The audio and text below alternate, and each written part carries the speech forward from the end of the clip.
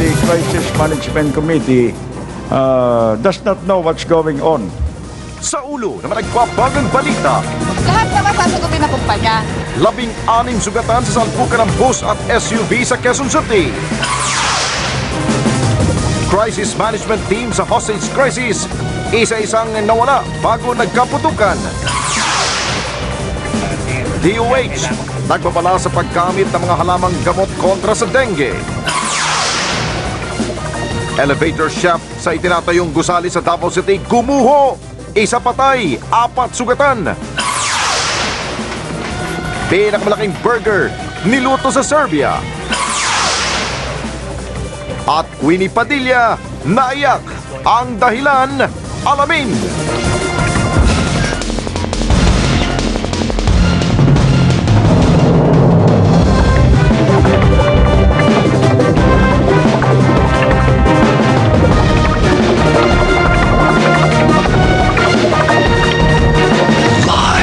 Mula sa ABS-CBN News Center, Manila, ito ang TV Patrol Weekend!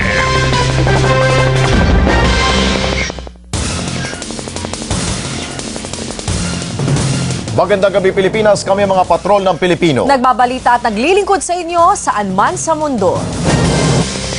16 ang sugatan sa salpukan ng bus at isang SUV sa East Avenue, lungsod ng Quezon kaninang tanghali. Nagpapatrol, Henry Umaga Diaz.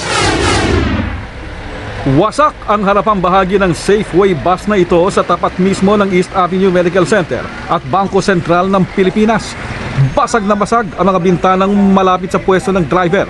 May mga naiwan ding bakas ng dugo mula sa mga sugatang pasahero. Kwento ng mga nakakita, mabilis ang takbo ng bus na biyaheng Fairview nang salpukin ito ng papalabas na Pajero mula sa ospital. Sa lakas ng pagsalpok, dumire-diretso ang bus sa kabilang lane sa katuluyang sumalpok sa planter's box sa tapat ng gusali ng BSP. Swerte na lamang umano na walang kasalubong ng mga sasakyan ng bus. Ayon sa driver ng Pajero, nagulat siya sa bilis ng bus. Pero nang mangyari ang aksidente, hindi na raw nila nakita ang driver na kinilalang si Ramon Hamisola. Sabi po nung iba, tumakas daw po eh. Paano siya tumakas? Sumakay po na ibang bus. Pero ilang saglit pa, dumating na rin sa lugar ang kinatawa ng Safeway bus. Kasama na rin nila ang nakapuslit na driver. Hindi raw nila tatakbuhan ng mga biktima. Naka-insured naman lahat ng mga yes. Pati yung expenses sa hospital, sagot naman ng kumpanya. Kasalukuyang ginagamot sa ospital ang mga sugatan. Samantala, posibleng maharap sa kasong reckless imprudence resulting in damage to property with multiple physical injuries ang driver ng bus. Ito na ang ika-4 na aksidente sa bus, kasunod na pagkakahulog sa benggit ng isang bus, pagbangga ng isang bus sa sasakyan ng isang beauty queen at pagkahulog sa creek ng isang bus sa Quezon. Henry Umaga Diaz, Patrol ng Pilipino. Sa kasagsagan ng hostage crisis, wala ni isang mataas opisyal ng Maynila at PNP sa Quirino Grandstand. Itong lumabas sa testimonya ni Vice Mayor Isko Moreno sa ikalawang araw ng investigasyon sa pumalpak na pagresolba sa hostage crisis. Nagpapatrol, Jay Ruiz. Responding to questions about the... Sa ikalawang araw ng pag-iimbestiga ng Incident Investigation and Review Committee o IIRC, kaugnay sa August 23 hostage taking, isinalang si Manila Vice Mayor Isko Moreno. Isinalaysay niya mga nangyari mula nang malaman niya at ni Manila Mayor Alfredo Limang pango-hostage si dating Senior Inspector Rolando Mendoza sa tourist bus. Lumalabas na bagong pagwawala ni SP Otto Gregorio Mendoza at isagawa ang assault operation sa bus. Wala ni isang mataas na opisyal sa Quirino Grandstand. Kabilang sina Mayor Lim at ang Ground Commander na si Chief Superintendent Magtibay. Lumipat daw kasi ang dalawa sa Emerald Restaurant habang siya naman ay nagpunta sa Manila Pavilion. At the most crucial moments, both the chairman and the vice chairman of the CMC were not there. When we left, because there was already a troops movement. After the first shot, at yun ay kwento namin kanina, nagmi-meeting na sila. Noong umalis na ang alkalde, at yung pala, as you said, ma'am, lumipat sila sa Emerald. Obserbasyon tuloy ni na Justice Secretary Leila de Lima at DILG Secretary Jessie Robredo na iwan sa mga pulis ang pagdidesisyon sa mga krusyal na sandali. Ikinuwento rin ni Moreno ang kanyang ginawang pag-follow up sa ombudsman kaugnay sa hiling ng hostage taker na i-review ang kanyang kaso. Para kay Moreno, dalawa ang posibleng dahilan ng pag-aamok ni Mendoza, ang sulat sa ombudsman at paggawa ng eksena ng kapatid. Sa pananaw ni Moreno, umpisa pa lang, hindi na raw dapat itinuring na isang local crisis ang insidente. Taliwas sa posisyon ni DILG Undersecretary Rico Puno. It is my personal belief that this is an international foreigners are involved. People, persons, individuals who are concerned should be here. Naging mainit naman ang paggisa kay Moreno nang tanungin siya kung nasaan ang binuong Crisis Management Committee ng lungsod. Hindi ko alam yung composition. That's one thing. Okay. Now, yung function through the order of the mayor stating that tingnan nga ninyo kung ano magagawa natin doon, kung ano may tutulong natin doon, o ano makakapagpagang sa sitwasyon. I believe yun ang naging function. Sa huli, wala raw pagsisisi si Moreno sa kanyang mga ginawa. Sana lang daw nakialam ng mas maaga ang national government bago pa lumala ang sitwasyon. Jay Ruiz, Patrol ng Pilipino. Samantala, isinalang din sa hearing kanina si Police Chief Inspector Romeo Salvador na assistant negotiator ng hostage taking. Narinig ni Salvador na may humihingi umano na 150,000 pesos kay Rolando Mendoza para sa kaso nito sa ombudsman. At live, mula sa DOJ sa lungsod ng Maynila, nagpapatrol, Nico Bawa.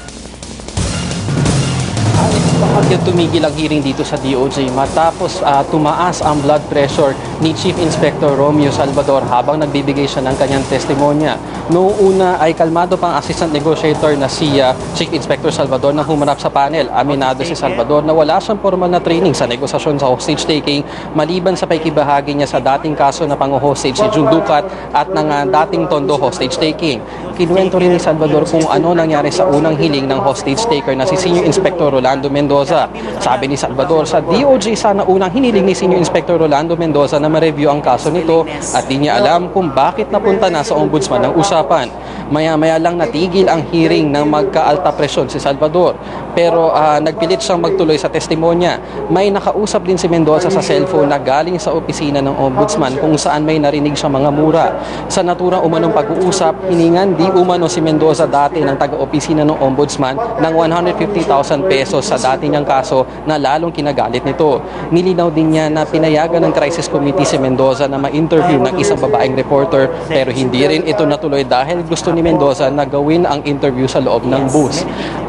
Alex, kanina lang pagkatapos si Salvador, nagbigay naman ng testimonya si Police Director Leocadio Santiago ng NCRPO at nilinaw niya yung dati pang punto sa kanya dati na dapat ang SAF ang rumisponde o nag-assault doon sa bus pero kanina pinaliwanag niya dahil ang ground commander nga ay si General Magtibay na MPD, siya ang nasusunod sa mga desisyon. Sa ngayon naman, ang nagbibigay ng testimonya ay ang mga miyembro ng MPD SWAT at sa ngayon nga ay kanina nga nagdo-drawing sila at dinedepensa nila kung bakit gumamit sila ng maso at bakit binaril yung gulungan ng bus at iba pang kanilang naging strategiya. Sa ngayon naman, habang sila ay ginigisa dito, si Santiago naman ay nasa isang executive session kasama si Delima at iba pang miyembro ng panel. Alex? Okay, maraming salamat, Nico Bawa. Isang trabahador ang namatay habang 4 ang sugatan matapos bumigay ang bahagi ng escalator ng tinatayong mall sa Davao City. Nangyari po ito dakong alas 7 ng umaga habang nagbubuhos ng semento sa ika-4 na palapag. Iniutos na ng lokal na pamahalaan sa kontraktor na ihinto muna ang trabaho habang may investigasyon. Wala na pong bagyo sa Pilipinas. Tuluyan na kasing lumabas sa Philippine Area of Responsibility ang Tropical Storm Henry. Nasa 710 kilometers northeast ng Basco, Batanes o 100 kilometers southwest na ng Okinawa, Japan. Pero sa kabila po nito, magiging maulan pa rin dahil sa hanging habagat makakaranas ang pag-ulan o ng pag-ulan sa northern at central Luzon na mas madalas sa hapon at gabi. Makakaranas din ng mga kalat-kalat na pag-ulan ang Metro Manila at mga natitirang bahagi ng Luzon.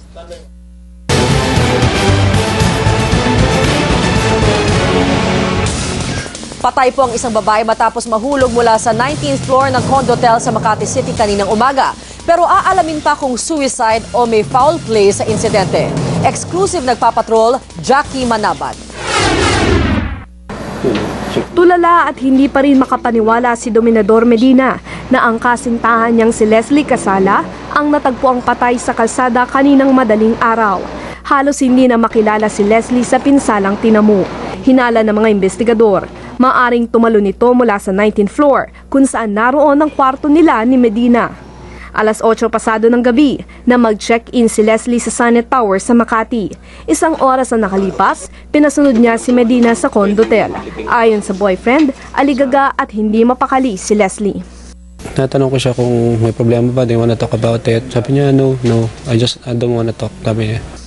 Alas 3 ng madaling araw, nagising na lang daw si Medina na wala na sa kwarto ang kasintahan. Bandang alas 4 nang tawagan siya ng reception at nalaman niya ang masamang balita. This is the second time she went out by herself. Last time kasi may kasama siya mga friends, but this time gusto niya mag-isa. Magdadalawang buwan pa lang magkasintahan sina Dominador at Leslie. Ayon kay Medina, may personal na problema raw ang girlfriend bago pa man sila naging magkasintahan. Single working mom si Leslie. Nasa kustodiya ng Makati Police District si Medina para isailalim sa investigasyon. Jackie Manabat, Patrol ng Pilipino.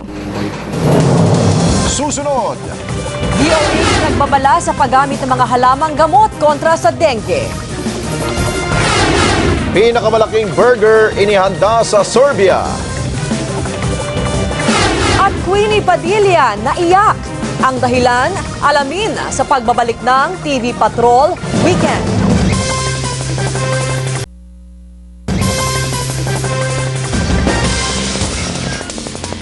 Patok ngayon sa masa ang halamang tawa-tawa bilang alternatibong luna sa dengue. Pero babala ng Department of Health, hindi kayang gamutin ng tawa-tawa ang dengue na nasa critical stage na. Nagpapatrol, Abner Mercado.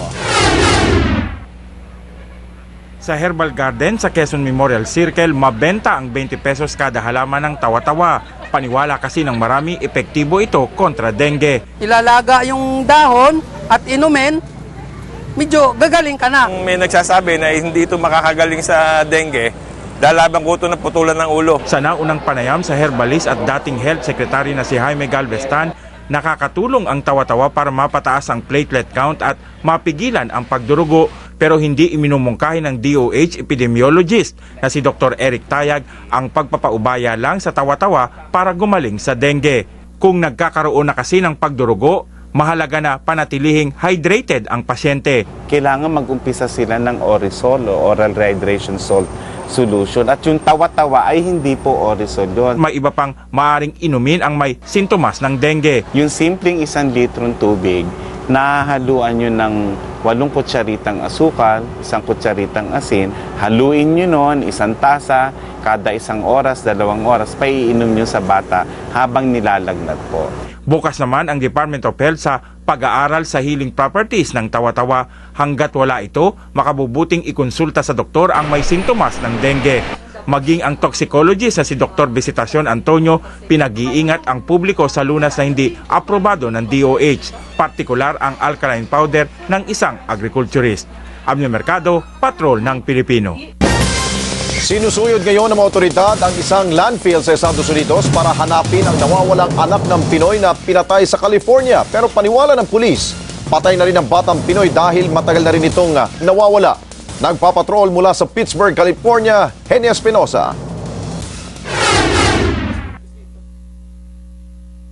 May 20 milya ang layo sa crime scene sa Hercules. Si Frederick ay anak ni Ricardo Sales na natagpo ang patay sa kanyang bahay noong Biyernes sa Hercules. Suspect sa pagpatay kay Ricardo ang isa pang Pilipino na si Efren Valdemoro. Si Valdemoro din ang suspect sa pagpatay sa 2 pang Pilipina at isang Vietnamese na nobya niya. Naniniwala ang pulisya na patay na rin si Frederick dahil hindi na nakita ito mula pa noong Huwebes. This is a very solemn event to be searching here, and it's a mixed bag because we do want to find Frederick Salas alive. Pero umaasa pa rin ang kanyang mga kaibigan na buhay pa si Frederick. It's better that that he's found than him not being found, than him just being missing. Para makitang hinahanap, 3,000 tonelada ang basura na susuyurin sa landfill na ito. Dito dinadala ang basura mula sa isang business center kung saan security guard ang suspect na si Valdemoro. Napatay si Valdemoro Martes ng gabi matapos makipaghabulan sa mga pulis. Henny Espinosa, Patrol ng Pilipino, Pittsburgh, California. Siyam ang patay sa New Zealand matapos bumagsak at masunog ang sinasakyan nilang light aircraft sa Southern Alps. Nagliyab ang bahaging buntot ng aeroplano ilang minuto matapos itong lumipad. Patay ang piloto at 8 pasahero nito nasasabak sana sa skydiving. Ang Fox Glacier ay kilalang lugar ng mga skydivers. Target po ng bayan ng Leskovac sa Serbia na masungkit ang record para sa pinakamalaking hamburger. Bahagi ito ng taunang meat festival sa bayan. Gumamit ng 112 pounds ang karne para po sa burger na tumimbang naman ng 64 pounds ang ban o tinapay. Susunod! Queenie Padilla naiyak ang dahilan, alamin. At ang makulay na pag-iilaw sa giant Christmas tree na yan, hudyat ng longest Christmas food celebration sa Pilipinas. Silipin sa pagbabalik ng TV Patrol Week.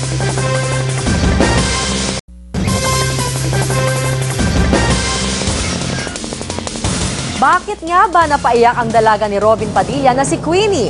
At ano naman kaya ang dahilan ng pagdiriwang na magpartner na si Isis Higuera at Chen Sarte? Yan sa pagpapatrol ni Gretchen Pulido. Ipinagdiriwang in advance ni Isis Higuera at ng partner niyang si Chen Sarte ang first birthday ng baby na iniluwal sa tulong nila.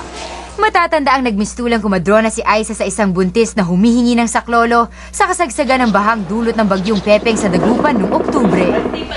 Pinangalanan ng bata na Carissa Chen sunod sa pangalan ni na Isa at Chen. I think there's a reason kung bakit kami pinagkita and bakit kami yung nandoon ng time na nangyari yan. So parang we just wanna make sure that parang okay sila. Pero ngayon, ayos na. Okay na ako. Okay na si Mama. Hindi naman napigilang mapaluhan ni Queenie Padilla. Babalik na kasi ang kapatid na si Ali sa inang si Lizelle Sicangco na nasa Australia dahil maraming pinagkakaabalahan ng kanilang amang si Robin Padilla. Matatanda ang naging mainit na usapan ang sinabi umano ni Lizelle na wala ng panahon si Robin kay Ali dahil kay Mariel Rodriguez. Well, I think it's best for him to go to Australia na kasi yung mommy ko, she has all the time in the world for him. And ngayon po, si Papa masyado nang busy. Samantala, kabado si Queenie sa unang pagdalaw sa Engranding Star Magic Ball bukas. Hindi ko alam kung paano yung event, yung anong gagawin. Kung kabado si Queenie, malaking tanong naman kung may date si Sam Milby sa Star Magic Ball. Surprise. Hindi, wala akong date. Yung last 3 years, kasama ko si Ann. But this year, I will be going solo. Gretchen Pulido, Patrol ng Pilipino. Pinakamahaba ang pagdiriwang ng Pasko sa Pilipinas at ngayon isang giant Christmas tree ang inilawan po sa simula ng longest Christmas food celebration. At live mula sa lungsod ng Pasay, nagpapatrol Gretchen Malalas. Alex, buwan pa lang ng Setyembre pero ramdam na ang kasiyahan dito. At ngayon pa lang ay sinasalubong na ang Kapaskuhan. At syempre, hindi makukumpleto ang Pasko kung walang Christmas tree, Christmas lights, at masasarap at malilamnam na pagkain. Ang tema, Sarap ng Pasko! At ngayon ay sorpresa pang lahat ay higanting Christmas tree ay ipinakita at inilawan na. Palamuti sa Christmas tree ang larawan ng masasarap na pagkain ng 100 bayan sa bansa. Sinasabing ang Pilipinas kasi ang may pinakamahabang selebrasyon ng Pasko. At ito ang panahon ng pagbibigayan at pagmamahalan. Panahon din ito para sa pamilya at panahon sa pagkakaisa ng bansa na siyang layuning na maagang selebrasyon na ito. Tuwang-tuwa naman ang lahat ng namamasyal dito ngayon dahil kakanta at sasayaw ang mga Pilipinas Got Talent winners tulad ni Jovet Baldovino at Baguio Metamorphosis. At bukod sa mga pagkain, isang magarbong fireworks display ang magmamangha sa mga namamasyal dito. At yan ang pinakalinis mula dito sa Pasay City. Balik sa inyo, Bernadette, Alex. Merry Christmas! Maraming salamat sa iyo, Gretchen Malalas. Talagang Pasko na nga, no? Ilang araw na lang. At yan po ang mga balitang nakalap sa aming tuloy-tuloy na pagpapatrol. Kami ang inyong patrol ng Pilipino naglilingkod sa inyo, saan man sa mundo.